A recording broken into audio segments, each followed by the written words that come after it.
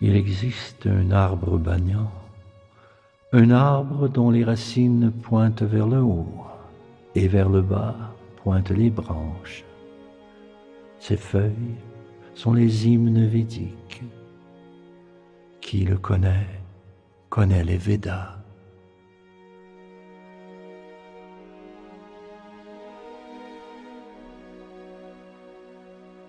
Les branches de cet arbre que nourrissent les trois gunas s'étendent en hauteur comme en profondeur. Ses ramilles sont les objets des sens. Certaines de ses racines pointent aussi vers le bas, liées aux actes matériels accomplis dans le monde des hommes.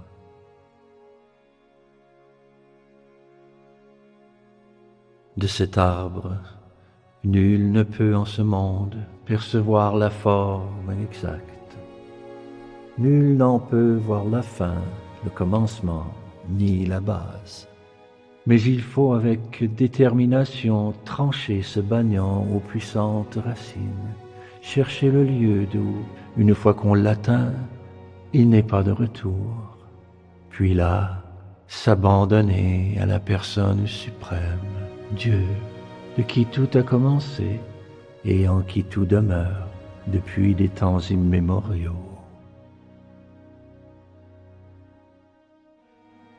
L'homme libre d'illusions, d'orgueil et de faux rapports, l'homme qui comprend l'éternel, qui triomphe de la concupiscence et de la dualité des joies et des peines, et qui connaît la voie de l'abandon à la personne suprême, celui-là atteint cet éternel royaume.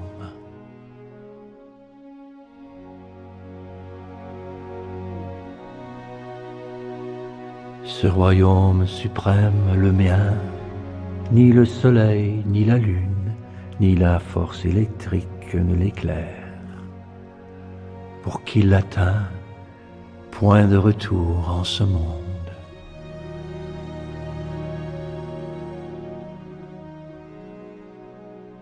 Les êtres dans le monde des conditions sont des fragments éternels de ma personne. Mais parce qu'ils sont conditionnés, ils luttent avec acharnement contre les 6 sens, et parmi eux, le mental.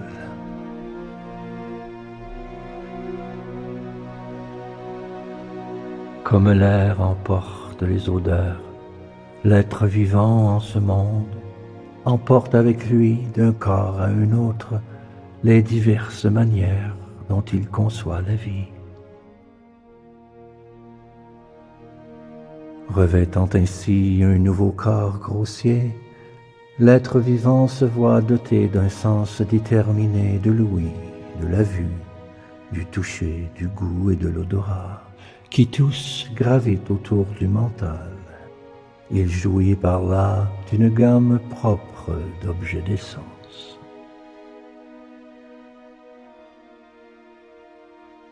Les sots ne sauraient concevoir comment l'être vivant quitte le corps, ou de quelle sorte de corps, sous l'empire des trois gunas, il doit jouir. Mais tout cela, celui dont les yeux sont initiés à la connaissance peut le voir. Il voit tout cela avec clarté, le spiritualiste établi avec constance dans la réalisation spirituelle. Mais les autres, dénués de réalisation spirituelle, ne peuvent, quelque effort qu'ils y mettent, saisir la vérité. La splendeur du soleil qui dissipe les ténèbres de l'univers entier, sache-le, procède de ma personne, et aussi celle de la lune, et aussi celle du feu. J'entre en chacune des planètes, et à travers mon énergie, les maintiens dans leur orbite. Je deviens la lune, et par là, donne le suc de la vie à tous les végétaux. Je suis en chaque corps animé le feu de la digestion et aussi le souffle vital, inspiré comme expiré. Ainsi, je fais l'assimilation des 4 sortes d'aliments. Je me tiens dans le cœur de chaque être, et de moi viennent le souvenir, le savoir et l'oubli.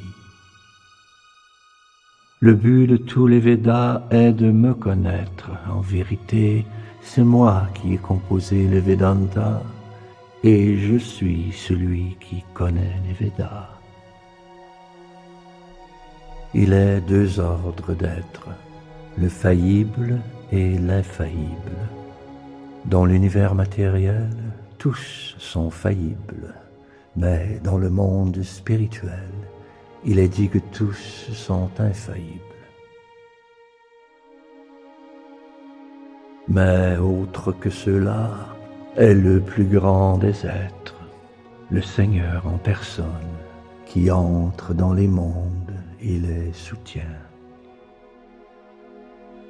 Puisque je suis absolu, au-delà du faillible et de l'infaillible, puisque je suis le plus grand de tous, le monde et les Védas me célèbrent comme cette personne suprême.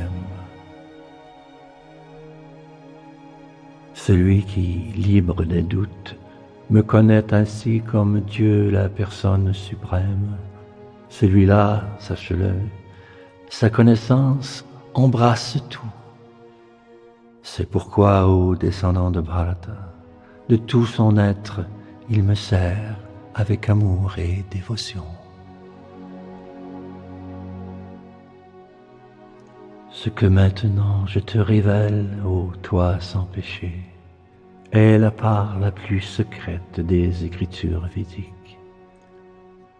Qui en saisit la teneur connaîtra la sagesse, ô descendant de Bharata, et ses efforts le mèneront à la perfection.